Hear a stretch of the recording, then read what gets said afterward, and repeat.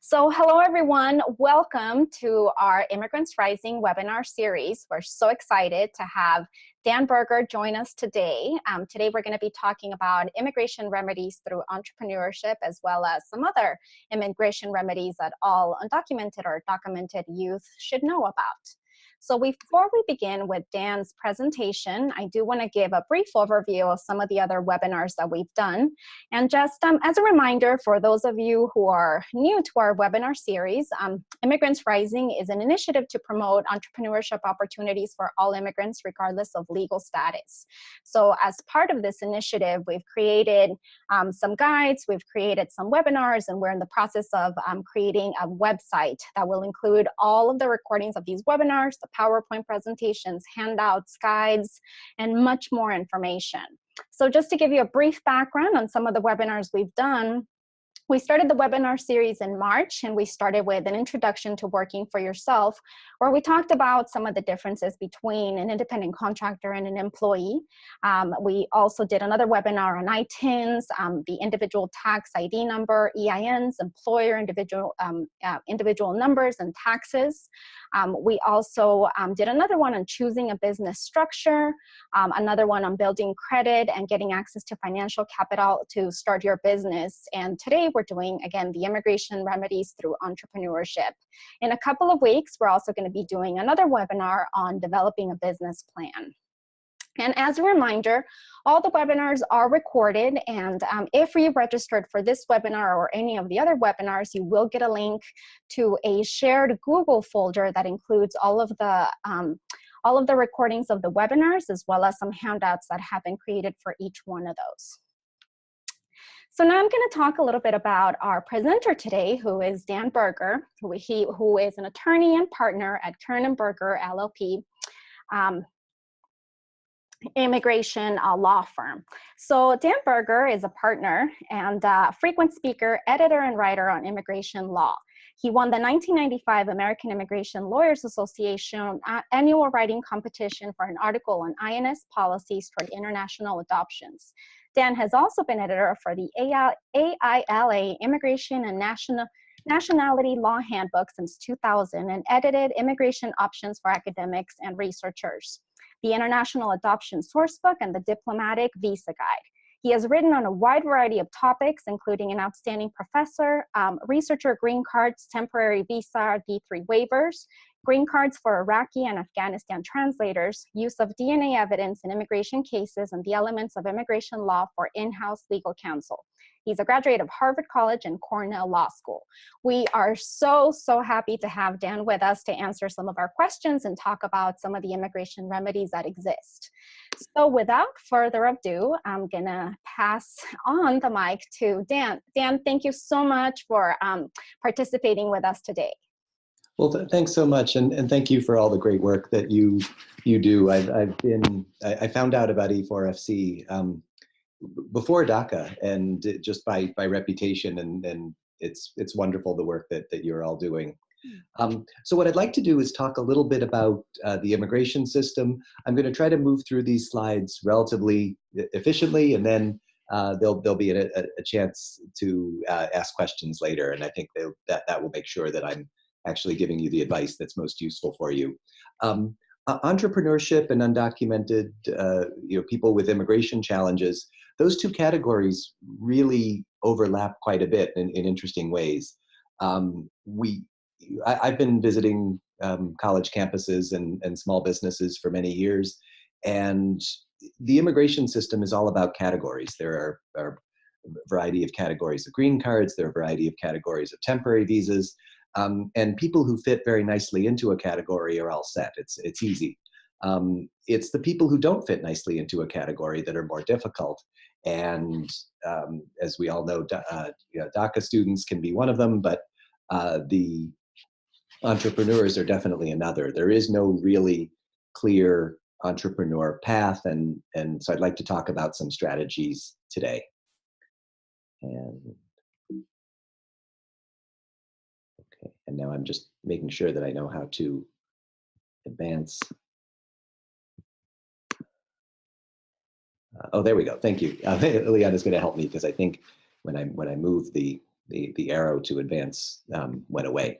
So we will talk first about the EB-5 program. I think this is one of the questions that came up a lot and even that led to this seminar. I will say the EB-5 is a green card. It is not easy, and it's not easy for anybody, but it's also not particularly not easy for people in difficult immigration situations. So I'd like to talk about it. I want everybody to know about it, but I also am very aware that there is a lot of push sometimes for the EB-5 program. My understanding is that there are a lot of people making a lot of money off of EB-5, and they're pushing and sometimes making it sound a lot easier and faster than it is. I'm well aware that there are people traveling around China, for example, and Venezuela and other places where this program is very popular, making it sound really very easy. So here's the basic idea. Most green cards come from sponsorship. They come from an employer, they come from a family member sponsoring. This is an opportunity to self-sponsor. And the program was created in 1990. And the idea is that is to bring investment and jobs into the United States. So the basic idea of the EB-5 program is that it requires a $1 million investment, and that is money that's at risk, money that is usually brought from another country. And then that money is invested in one of two ways. It could either be invested in buying a new business, or it could either be invested in buying a business and expanding it, or in creating a new business. The green card is only given out for 2 years. The idea is that you have 2 years to create jobs. So during those 2 years, you have to show that you've created 10 jobs for US citizens. And at the end of that, you can apply to make the green card permanent. There are options to have a lower investment amount of $500,000 if there is an area of high unemployment, or a rural area, or a US government approved project. So some of these, the classic examples are ski resorts, economic development in downtown Philadelphia, things like this. If you would like to look at a list of these approved projects, you can look at IIUSA. I think it would be, let's see, Immigrant Investment in the USA. So IIUSA is a reputable website that can give you information about each of these programs. There are a few reasons why this is difficult. One is that you need to be able to document very clearly where the money came from and what it will do. So, for example, if the money is coming from a country where the financial system is not quite as developed, or where people don't pay their taxes, it may be harder to document where the money came from and document that the money was earned legally. You also need to have a very detailed business plan, and we work with a variety of MBAs who help us write business plans and can really document, make the case that this is going to be a project that can help create jobs. A few years ago, the Immigration Service, much to their credit, hired economists and brought them in. They called them entrepreneurs in residence. And these economists help train immigration officers to understand how to look at business plans and how to decide if an investment makes sense. And that's really helped. One of the other problems, and I don't mean to be too negative, but I think it's a program that you need to be very careful about, is that there has been some fraud in the program recently. Some of the best programs that have been around for decades, that have been very popular, have been in Vermont. Ski resorts, for example, where people would invest $500,000 in a ski resort. The ski resort would take the money and they built this huge water park in northern Vermont, so the ski resorts could make money over the winter. And some of the money was misused. And so that has gotten very political. There's been a lot of press about it.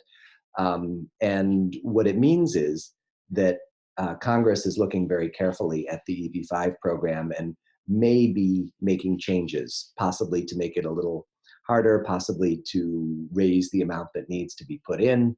And that could happen sometime this year or next year. Obviously, trying to predict what Congress is going to do and when they're going to do it is not easy. So with all that said, if you are in a position to invest a significant amount of money and you would either like to run your own company or help build up a company or make a passive investment for somebody else to handle your money, the EB-5 program can be a good option. Okay. Let's see, moving on to the next slide. Oh, and I'm sorry. The first part of the slide shows that the EB-5 program was created in 1990. The second part really talks about the different kinds of corporate structures that you can use. A classic example would be buying a bed and breakfast, or buying a few Dunkin' Donuts franchises, or buying a restaurant. Those are the kind of businesses where it's really obvious how jobs are created. But if you look at some of these let's move on. If you look at the bottom of this slide, it doesn't really matter how the company is set up. So in addition to, I think sometimes people come to me and they say, well, I want to create a business to get a green card. Well, that's great, but you also want to think about creating a good business. And I try to get people to start with what they think is a good idea. So is it going to be a sole proprietorship or a holding company or a joint venture? And what's best for liability and tax purposes? Because this whole process is going to take years, literally many years. And if it's not a good business idea and the business goes under, then you won't end up with the green card. So let's see. All right, moving on. Whoops, going back here. Looking at the job creation requirements, this is absolutely key.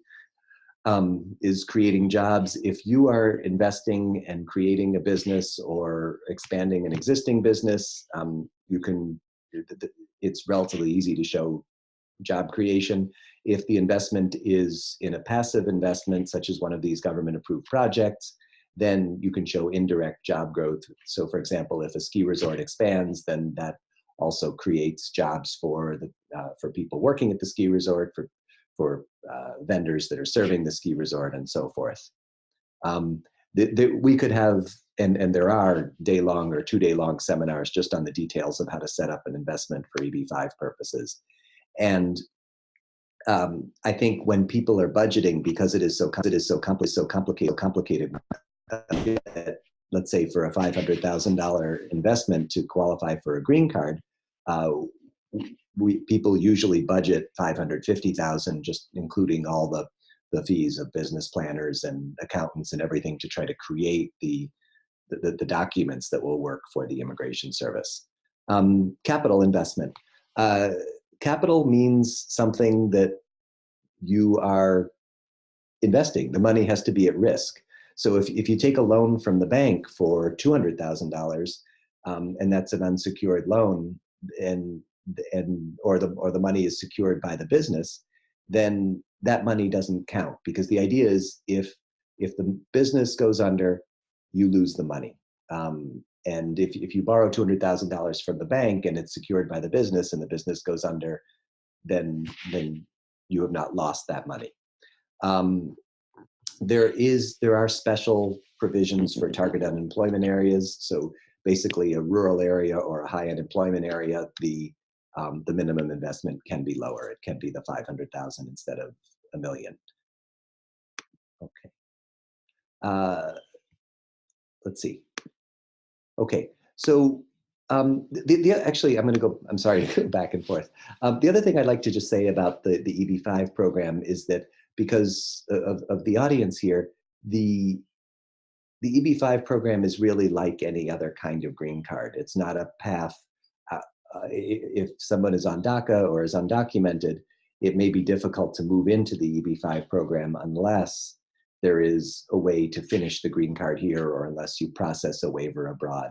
People who are undocumented or on DACA often are not able to finish certain kinds of green cards without going through extra steps.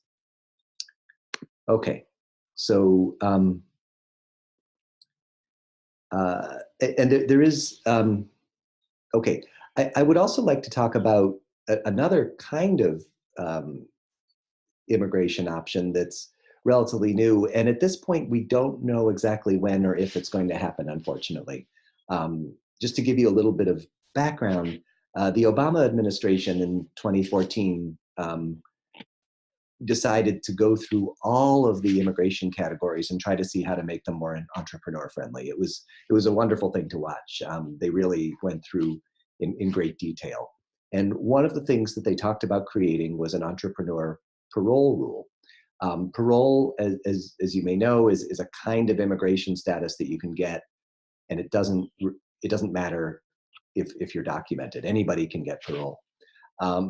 This, I think, as we all know, I don't think President Obama thought that Donald Trump would be the president. So this was moving a little slowly, and in January, it hadn't. They basically rushed it out and released this in the middle of January of this year, right before the inauguration, just days before the inauguration.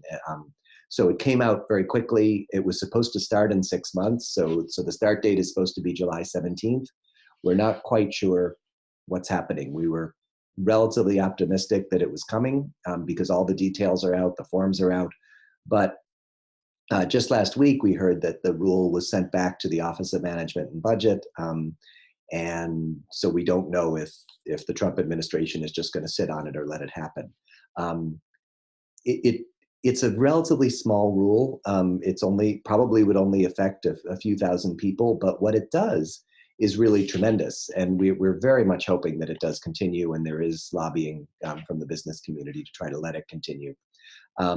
Basically what it says, I mean, the big picture is that unlike the EB-5 program, where someone has to invest a lot of money and wait a long time, the entrepreneur parole is for somebody who has a really good idea and is working for a startup, has an active role in the company, and has at least a 10% ownership interest.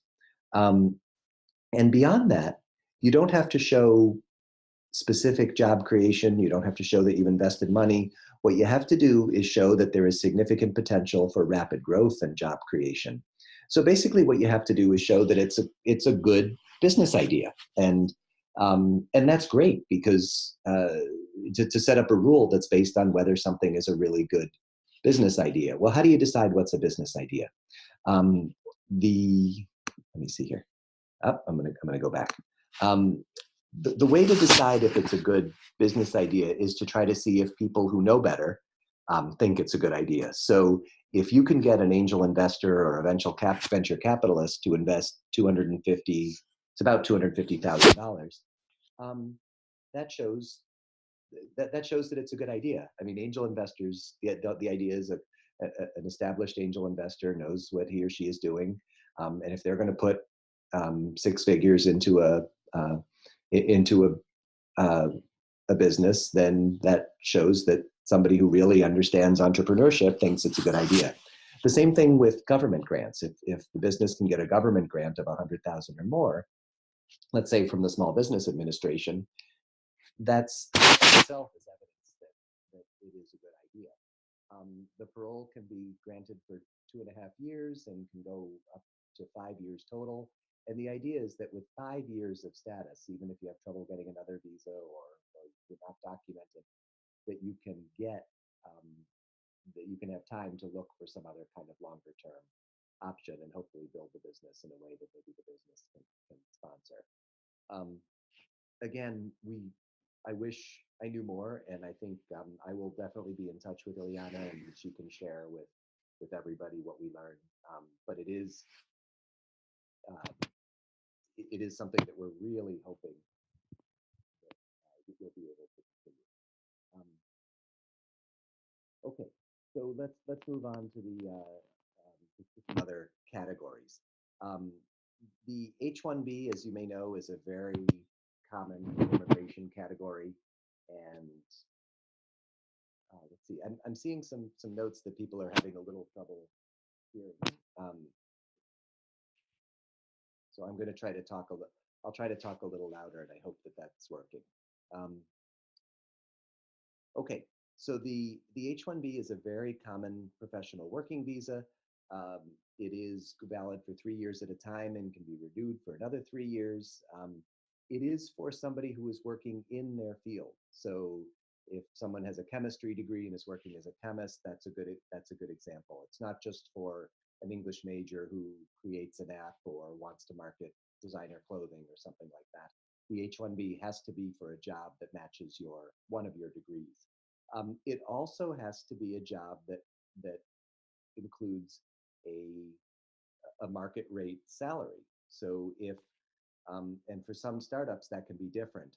One important note is that H-1Bs can be part-time. So if a startup is not able to pay a full-time salary, then I think it would be um, then it might be possible to do a part-time H-1B. Okay. For many people who are undocumented, it's not possible to change to an H-1B here in the United States. So someone would have to leave the US and process the H-1, get the H-1B approved here, send it to the American embassy in the person's home country, and process the H-1B abroad. If that person had unlawful presence, which means um, over 180 days of time in the US over the age of 18 without DACA or without anything, then there would have to be an additional waiver, which could involve spending time abroad. That point I just made, I think, is really important. I just want to say it one more time. Anybody who got DACA before age 18 and a half does not have unlawful presence and may have an easier time getting into status, let's say through an H-1B. Okay, some other immigration remedies. We'll move on to that. Um, young people with 245I protection. 245I is an old program that was put into place. It's basically an amnesty program, but it's not called that because the word amnesty is politically complicated. If you or your parents had any kind of green card started for them before April 30th, 2001, then it's possible that you qualify for 245I protection, which means being able to process a green card in the US, even if you are undocumented. And E4FC has some great resources about that and a guide for moving off of DACA status. The reason why we're going through these immigration remedies, um, even though this webinar is about entrepreneurs, is that obviously the remedies for the immigration categories for entrepreneurs are very limited. So part of the strategy can be to try to get into another status, basically to try to do a consultation, figure out if you can get into a legal status, and then use that to be able to pursue the entrepreneur activity. Adjustment of status through marriage to a U.S. citizen, as you probably know, is another option. The guide at the bottom also refers to U visas, which are visas for victims or witnesses to serious crimes in the U.S. There is also possibly political asylum or some kind of follow-up on parents' applications. Okay, and then our website is here at the top. There is E4FC has legal service options. I would strongly recommend anybody who's involved in entrepreneurial activities to do a basic immigration consultation if you haven't, just to see if there are options. And then if there's no other option, possibly to contact me or somebody else to try to see if one of these entrepreneurial categories could work.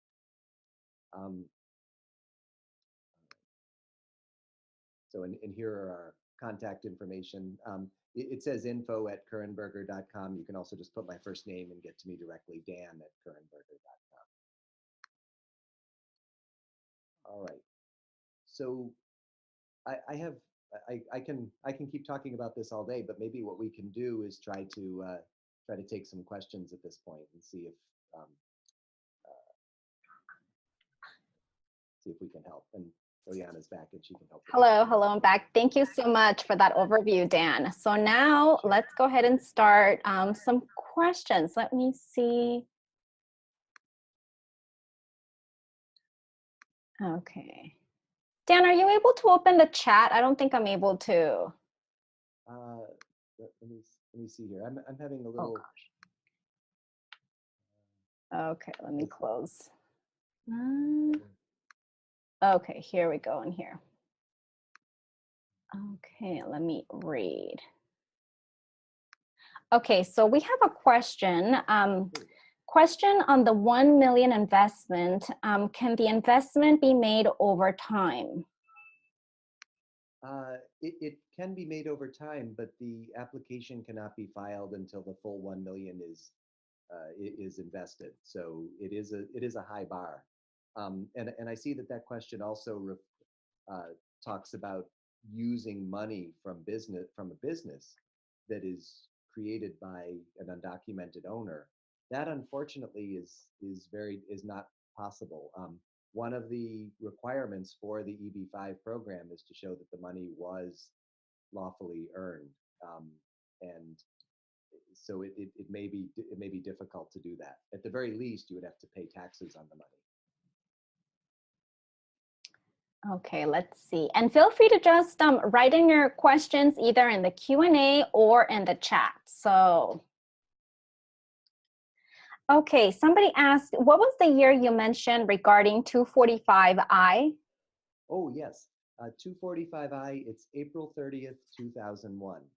So this was, there was an amnesty program in 2000, and anybody who filed any kind of green card by April 30th, 2001 may be part of this program. And I remember because it was my birthday, and I was on April 30th, 2001, we knew this program was going to be ending, and I was carrying huge piles of applications to file on that day to try to make sure that even if these green cards didn't go anywhere, that people could be part of this program. Okay, another question we have, would unlawful presence conflict with the EB-5 investor program?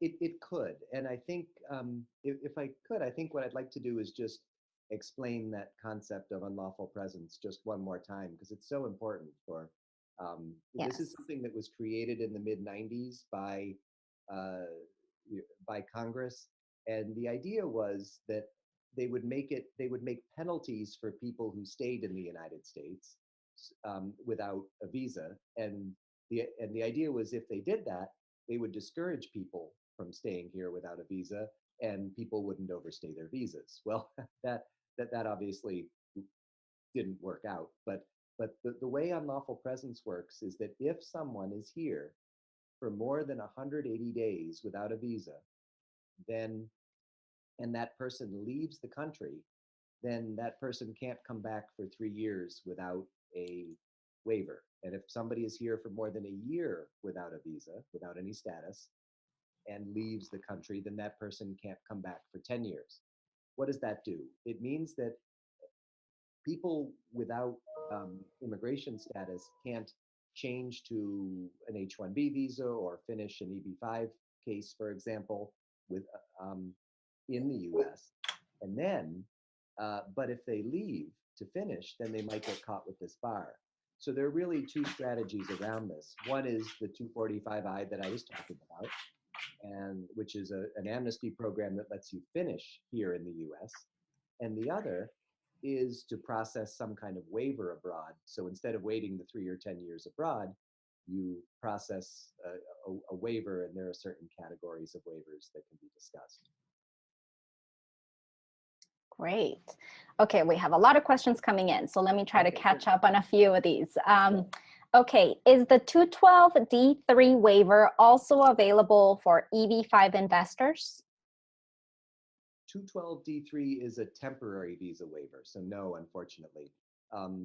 So 212D3 is a very general waiver.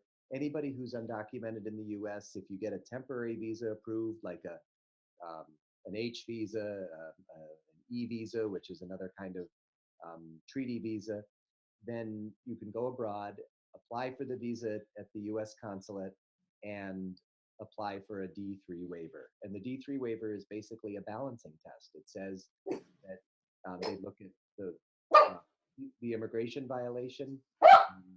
They look at they look at the benefit of having the person here, and they look at the risk of having the person here. So if let's say, for example, somebody is undocumented, then their immigration violation is coming with their parents. That's not, that shouldn't weigh very heavily. And then they look at the risk of having the person here, and that would usually be a criminal background check. And they look at the benefit, and that could be the entrepreneurial activity. So it's a balancing test for the D3, but it's only for temporary visas. Okay. Okay, let's see. The next question on this side. Dan, can you please reiterate the section of how DHS International Entrepreneur Rule affects the access to a green card? Okay, it's a good question. The entrepreneur rule does not have a specific path to a green card. It's 5 years to try to come up with a plan. That's basically what it is. They say if we let you run your business for up to 5 years, then you should be able to figure out a longer term immigration plan. One possibility is something called a national interest waiver. And a national interest waiver is another self-petition green card. And it's very much worth reading about. There's another website that I'd like to share with you that, in fact, I can even type it into the message here. It's usaie.org. And that is the U.S. Alliance for International Entrepreneurs. This has information on the entrepreneur rule. It has information on EB-5, not specifically for people who are undocumented, but just in general. It also has, if you look at the news, there's a press release about the national interest waiver category. And the national interest waiver is a self-petition. And the Obama administration in December kind of updated this category to try to make it better for entrepreneurs. So the national interest waiver is kind of a wonderful category because it's very general. I noticed there's a question here about people with advanced degrees, such as PhDs. One kind of national interest waiver is to show that you've done interesting research and published it. And so that's why being here is in the national interest. But if you're an entrepreneur and you're creating jobs, it may also be possible to apply for a national interest waiver. And that could be a longer term possibility. Okay, Dan, I know there are some questions on the chat, so we can go back and forth. And I'm pretty sure you can see the questions on the chat, correct? I can, yeah. So do you want me to just go ahead and run with some of those? Yeah, go ahead. Okay, yeah. So one of the questions asks about a priority date. Priority date is the date that a green card was started, even if it didn't continue. It says the person says that she had aged out, which means she wasn't able to finish the green card. But is 245I still a possibility? Yes, I think it is. 245I is a very powerful option. And basically, again, if you or a family member were part of a green card that started before that April 30th, 2001 date, and even if the green card didn't go anywhere, even if it was filed and a day later it ended, it still might be possible to use 245I. And what 245I means is that you can start another green card. And normally, if you're undocumented, you might not be able to finish the green card in the US. But with 245I, you can pay a $1,000 penalty and finish it here. Now, obviously, everything in law is a little more complicated than it sounds. But I would say to this person, anybody who has a priority date from 1997 should look into whether 245I is a possibility. It doesn't give you a green card, but it gives you the opportunity to finish a green card that you might not be able to finish otherwise. The next question was about people with advanced degrees, such as PhDs. This national interest waiver program, I think, is really very much worth looking into. It's a self-petition for a green card. There's a question about marriage to a US citizen and unlawful presence.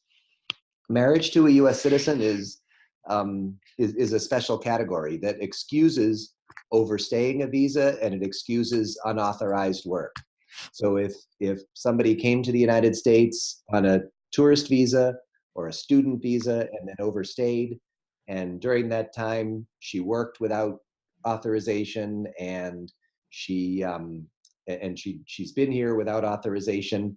That person might be able to marry a U.S. citizen and get back into status. Marrying a U.S. citizen does not excuse you for coming across the border without a visa.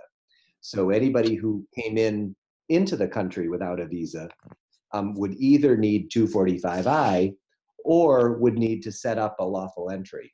And one way to do that is, if you have DACA, is to get advanced parole, travel, come back, then you have a lawful entry. I hope that made sense. There is another question about the $1 million investment. Can it be made by documented part owners of a family business? Well, somebody with DACA does have a legal right to be here and to be working. So I think the money earned by somebody with DACA or by the family members with DACA would be able to be used for an EB-5. And I'd also like to mention, and this is on that USAIE website also, there is an E-visa. E is an elephant. And that E-visa is based on treaties with different countries. Not every country has it, but you can look at the list, and Mexico is there. And that allows smaller investments to try to get a temporary visa if you're not in a position to invest $500,000 or $1 million. Okay. The provisional waiver now includes Visa lottery beneficiaries. Yes, I believe it could. So provisional waiver, we talked about the D3 as the waiver that might allow somebody who is to leave the country and get a temporary visa to be waived, to have that unlawful presence, to have that 3 and 10 year bar waived. Provisional waiver is a way to do that for a green card. And you can Google provisional waiver and take a look at that. It's a form I-601A. And basically, if you're ready to get a green card, let's say your parents are U.S. citizens and they sponsor you, and you get most of the way and you're almost ready to get the green card, but you have DACA or you're undocumented and you can't finish. Well, then you would have to go back to your home country. And in the past, before President Obama, you had to go back to your home country, apply for a waiver, and wait there for 6, 12 months to find out if the waiver worked, to see if you were excused and if you could come back early.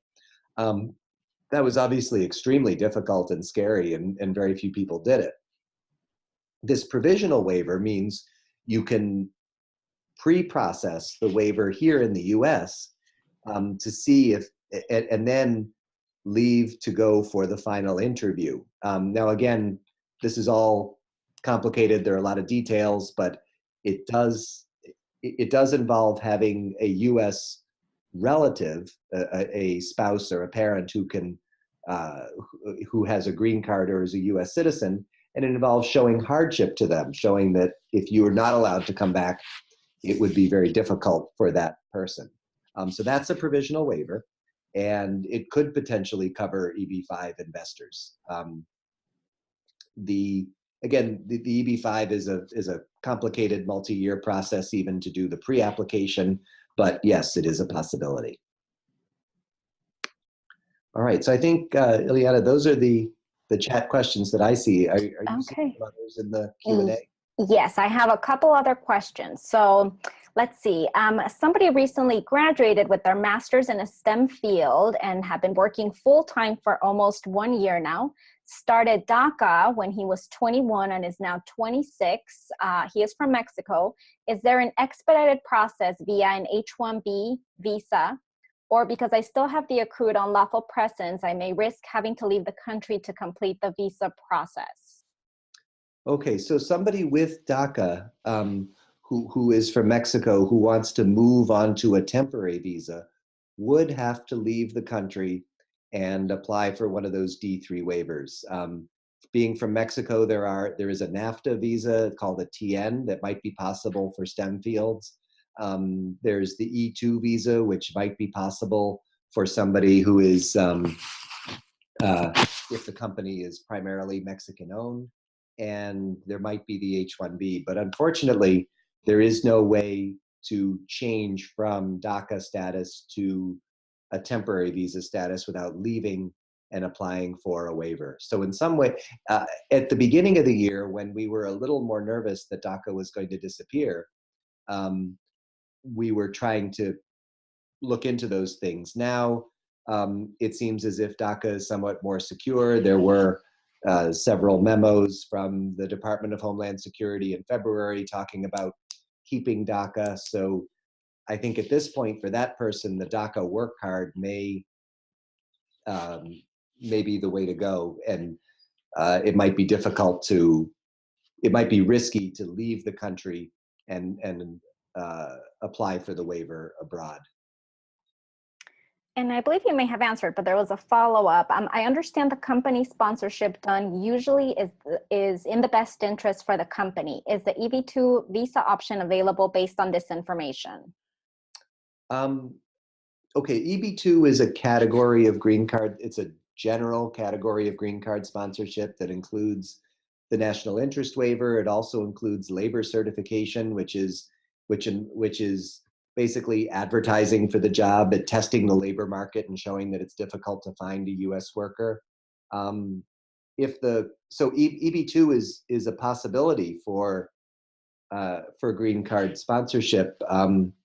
I think, is the question whether this is also in the company's interest, or I'm not sure I understand the question. Let's see. I think that's all they said. I understand the company sponsorship done usually is in the best interest for the company.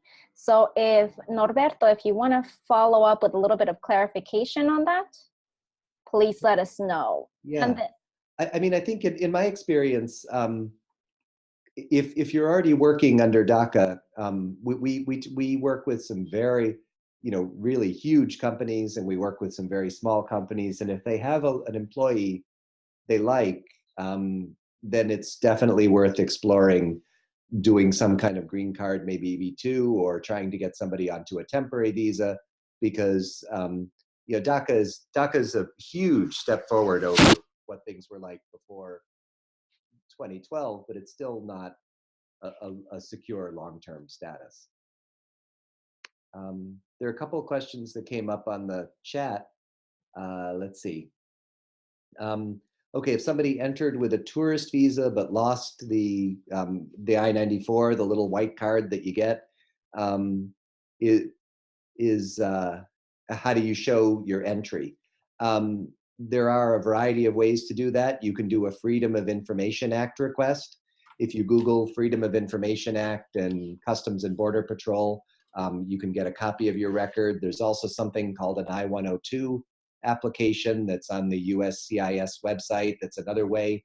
I think the reason this person is asking those questions is because, about proving entry into the US, is because you need to show entry into the US to be able to get a green card through marriage. The stamp and the passport would be good enough, even if you've lost that white card. But Freedom of Information Acts are really great. Act requests are really great. If you are not sure you understand your immigration history, or you haven't, because you came in as a child, you don't have copies of old documents, it's very much worth doing that Freedom of Information Act request to get a copy of your file so that you can know what the Immigration Service knows and see what really happened. Let's see, what proof would be needed to show the $1 million investment over time, business income statements? Basically what you need to do is show how the money was earned. So money coming into a business is not enough. Let's say you own a business and it's doing pretty well and it's making money every year. If you want to take that money and use it for an EB-5 investment, you have to take that money out of the business, earn it, and pay taxes on it. Sometimes that's not what you want to do. You want to let the money build up in the business tax-free, but that's the way it would be. Tax returns are the most common way of showing where the money came from, because the tax return and the documents that go along with it will show how the money was earned. That can be more difficult in some other countries where people don't always pay taxes. And let's see, there's one last question, Ileana, on the chat. Would someone with DACA who entered, oh, now there's another. No, we have more. DACA who entered the country with advanced parole and wants to apply for an H or an E5 visa, would they have to consular process?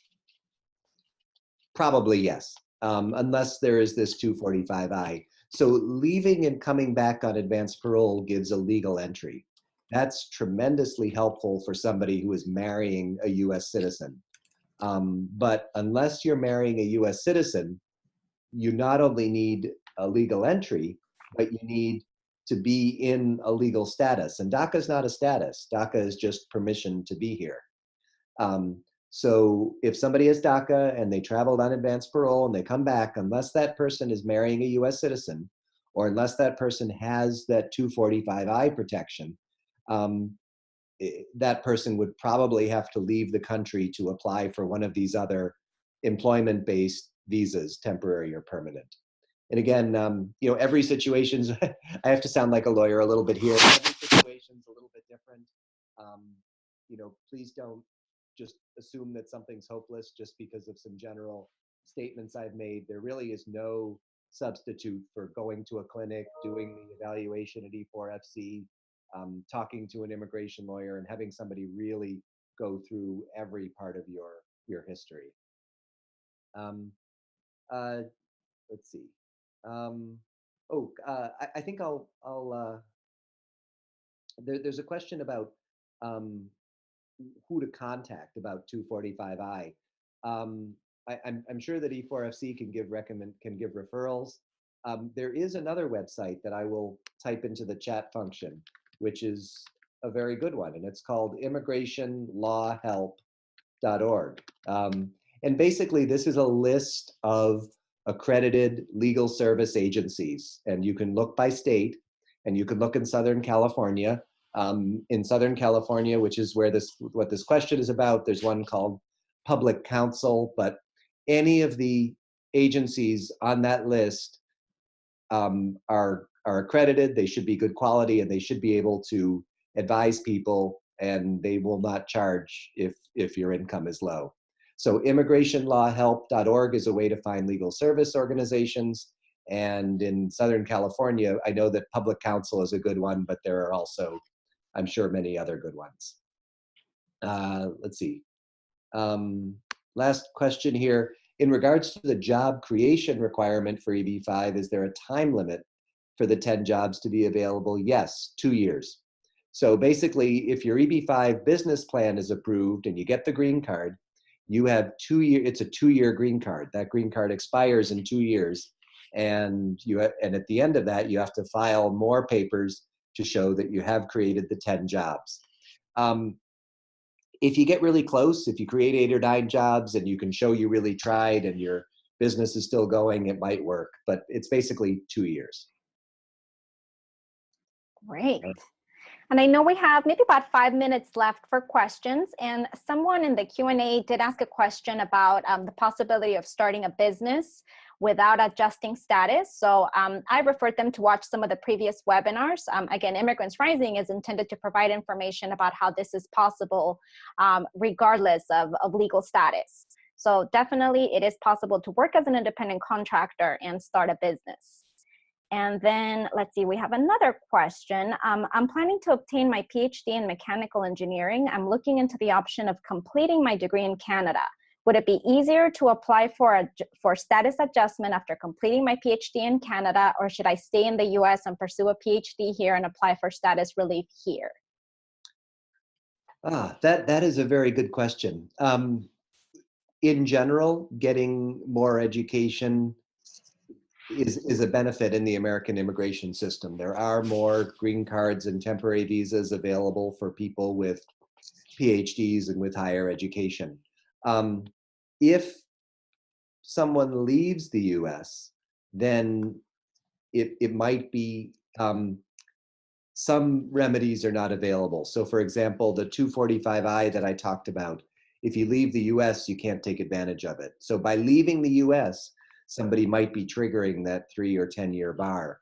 A PhD takes time. So if if you go to Canada for if you trigger, let's say, the 10-year bar, and you go to Canada and spend 5 or 6 years on a PhD, and then apply for a waiver to come back, that might work. It's very difficult to predict, what. So we tend to say that if people leave, it may be difficult to come back. On the other hand, so I guess I'm not. I think it's a easy answer to that question.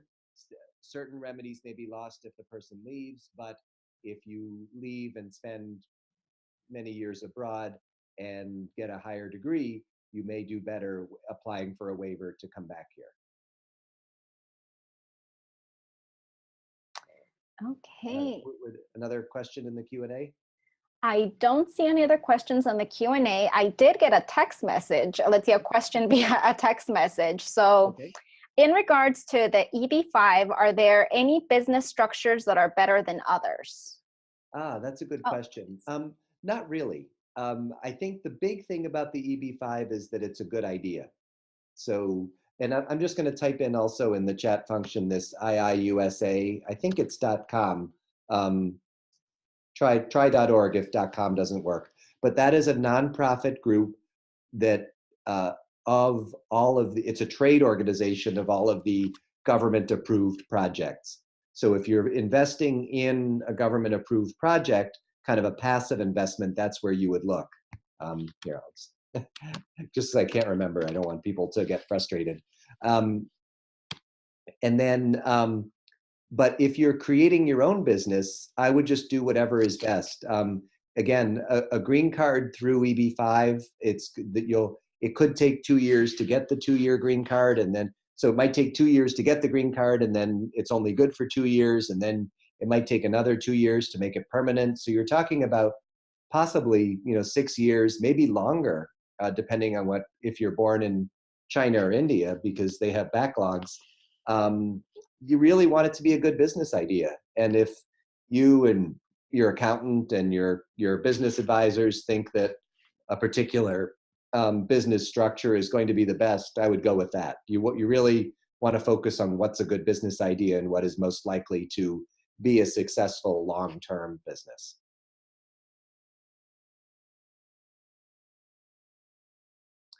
All right. Let's see, Ileana, there's one more chat. Should I take that? Yeah, let's go ahead and take that one. And I believe that will be the last question for today. Okay. I've got about 90 seconds. There's talk about express entry in Canada.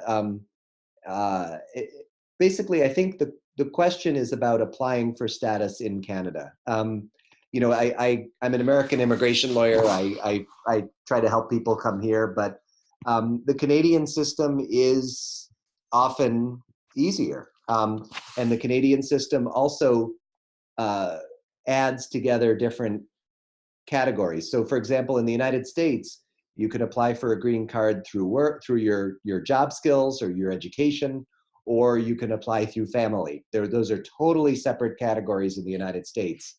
In Canada, you can combine those things and say, look, I want to go to Quebec, I'm French speaking, I have a PhD, I have 2 relatives in Canada, and you add all this stuff up to try to make an application.